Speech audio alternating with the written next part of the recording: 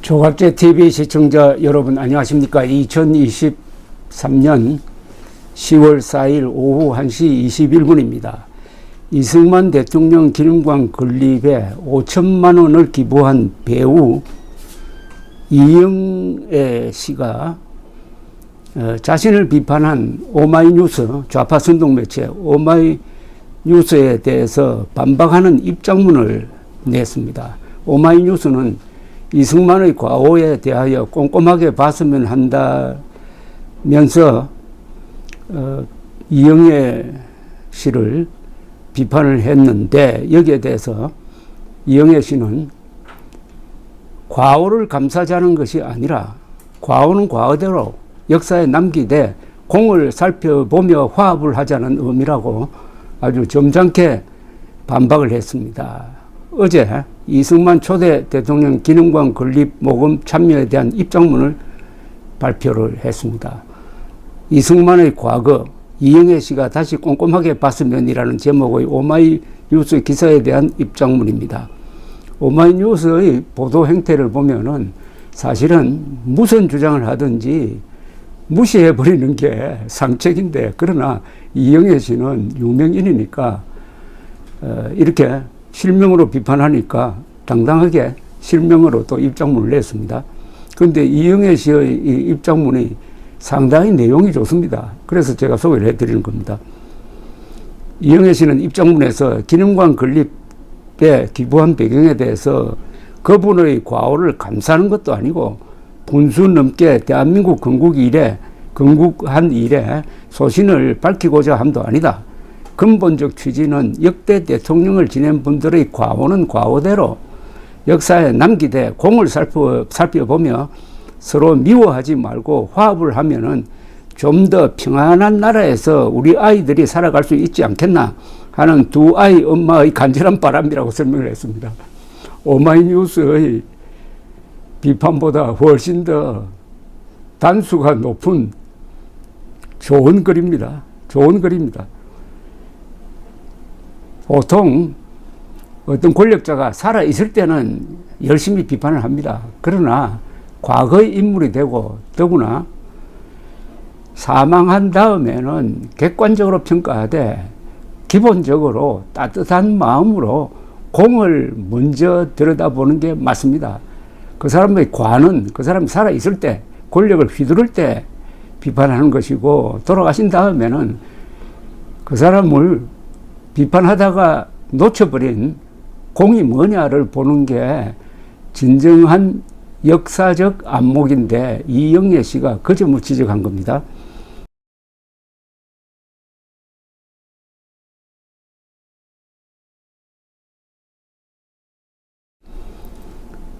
이영애 씨는 서신에서 자유 대한민국의 초석을 굳건히 다져주신 분이라고 한 것은, 이 서신은 처음에 기부금을 보낼 때 붙였던 편지입니다. 편지에서 자신이 자유 대한민국의 초석을 굳건히 다져주신 분이라고 한 것은 우리나라를 북한의 무력 침공으로부터 지켜내 북한과 같은 나라가 되지 않도록 해주어서 감사하다는 뜻이었다며, 우리나라가 북한 정권의 야욕대로 그들이 원하는 개인 일가의 독재 공산국가가 되었다면 지금 우리 아이들은 세계에서 가장 가난하고 자유가 없는 곳에서 살고 있을 것이다. 이 얼마나 끔찍한 일이냐고 했습니다. 이거는 입장문을 내는 형식을 빌려서 오마이뉴스를 아주 직격하고 있는 겁니다. 이 내용이 바로 모든 것을 설명하고 있습니다. 이승만 대통령 공과가 다 있지만은 과는 적고 공이 크다는데, 그 공이 큰 것은 지금 우리가 오마이뉴스 기자들을 포함해서 우리가 자유민주 시장경제 체제에서 살고 있고, 만약 이승만 대통령이 안 계셨더라면은 우리가 김정은 체제, 배불뚝이 김정은 체제에서 살고 있을 것이 아니냐 하는 이야기를 이렇게 점잖게 표현한 겁니다. 이영애 씨는 오마이뉴스 기사에 인용된 인터뷰와 기사를 작성한 기자의 주장에 대해서도 구체적으로 반박을 했습니다. 인용된 기사에서 정병욱이라는 사람인데 역사문제연구소장이네요. 기념관 건립은 이승만 전 대통령을 중심으로 역사 건국사를 다시 쓰려는 의도라고 한 데 대해서 이영애 씨가 비판을 하고, 또 이영애의 기부는 갈등 정복 촉매자라고 주장한 데 대해서도 비판을 했습니다.